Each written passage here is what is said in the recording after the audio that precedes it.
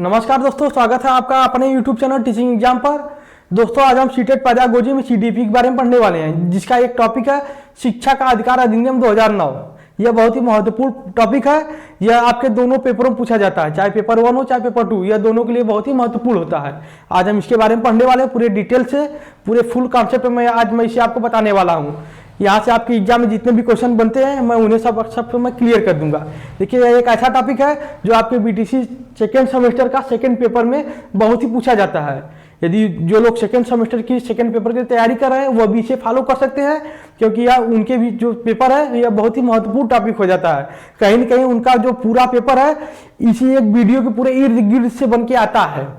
यदि इस वीडियो को वो देखते हैं उन्हें यह महसूस हो जाएगा कि मेरे सेकंड पेपर में जितने भी क्वेश्चन कहीं ना कहीं बनते हैं इसी एक या दो वीडियो जो मैं अभी देने वाला हूं इसे मैं 2 पार्ट में दूंगा। इसी 2 पार्ट के वीडियो में उन्हें यह महसूस हो जाएगा मेरा पूरा पेपर जो है इसी 2 वीडियो कहीं इर्द गिर्द से कहीं ना कहीं बनेगा, उन्हें पूरा यह महसूस हो जाएगा। चलिए आइए तो हम शुरू करते हैं। शिक्षा का अधिकार अधिनियम 2009, इसे और हम क्या कहते हैं RT एक्ट 2009। RT एक्ट का पूरा नाम क्या है? Right to education act. Note करना तो अभी नोट कर लीजिए, राइट टू एजुकेशन एक्ट।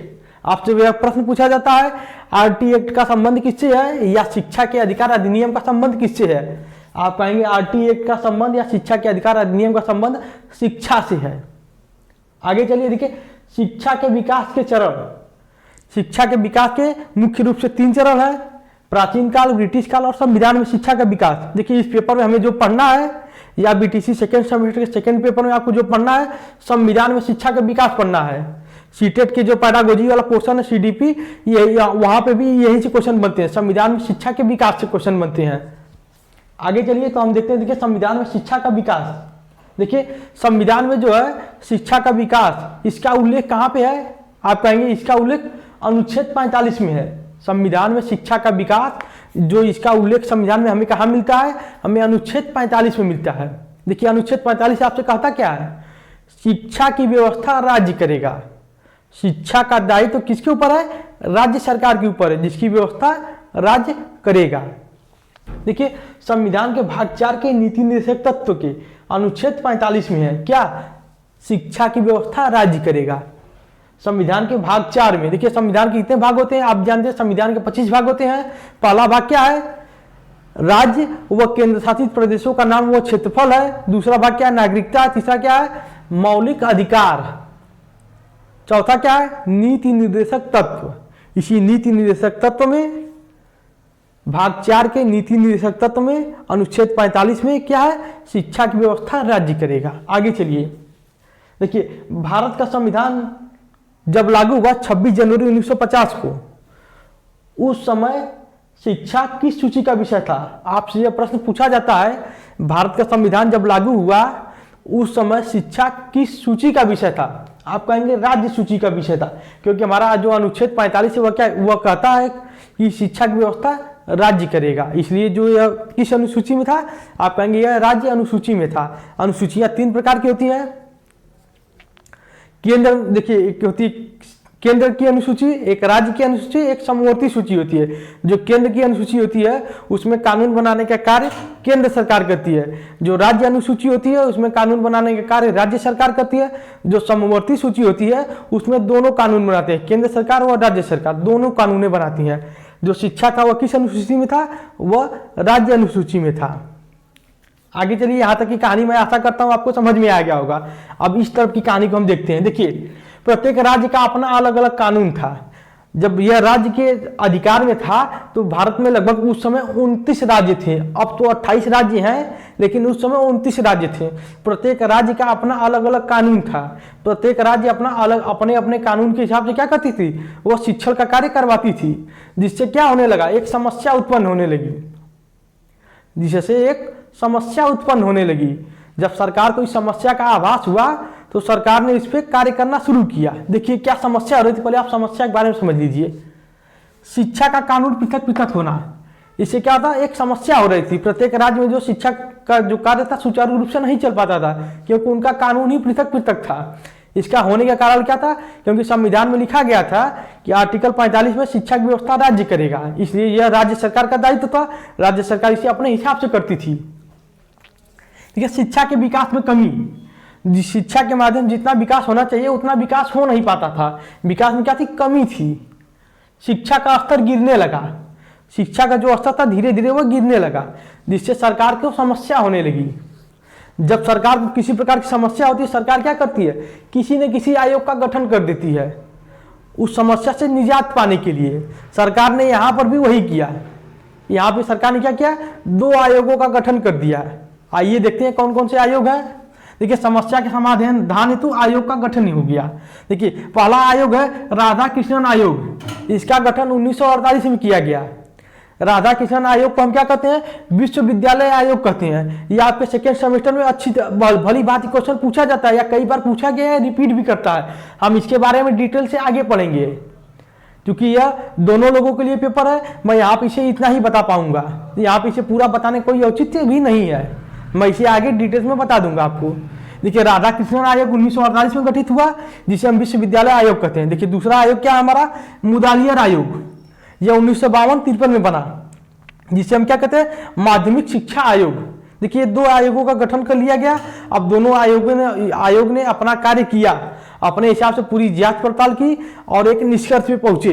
दोनों आयोगों ने अपना एक सुझाव दिया।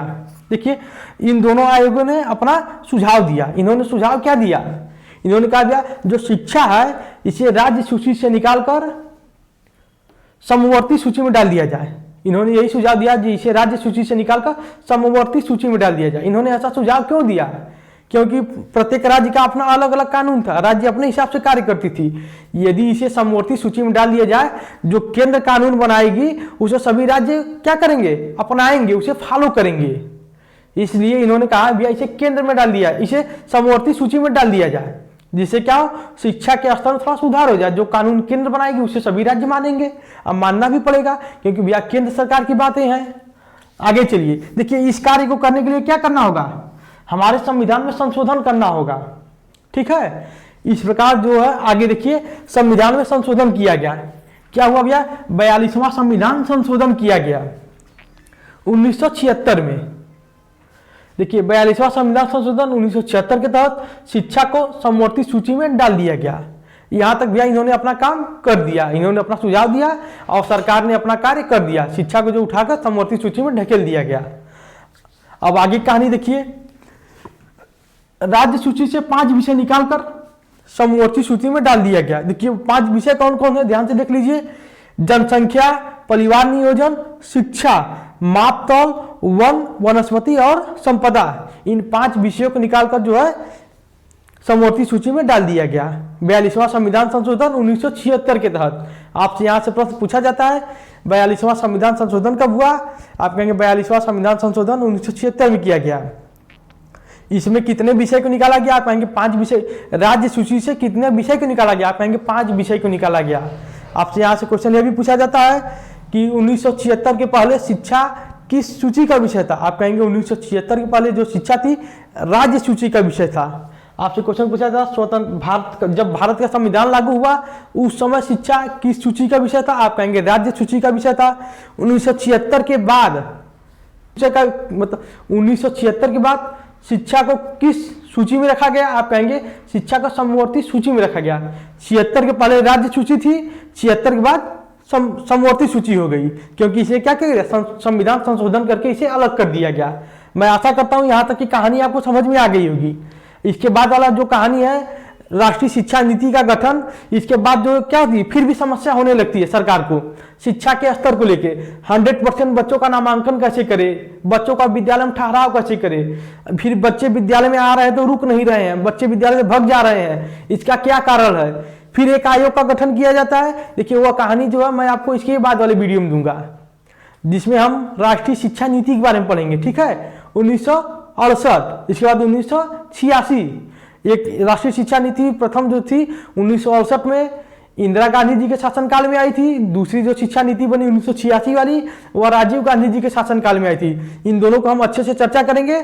या देखिए यह जो दोनों पेपर है, देखिए यह जो टॉपिक है आपके एग्जाम में भली बात पूछा जाता है, चाहे वो पेपर 1 हो सीटेट का, चाहे वो पेपर 2 हो। और बीटीसी सेकंड सेमेस्टर का सेकंड पेपर तो है ही है, वहाँ पे भी भर भर के क्वेश्चन यहाँ से बनते हैं। आज का वीडियो में यही समाप्त करता हूँ, फिर मिलूंगा किसी अगले वीडियो में इसी को आगे बढ़ाते हुए।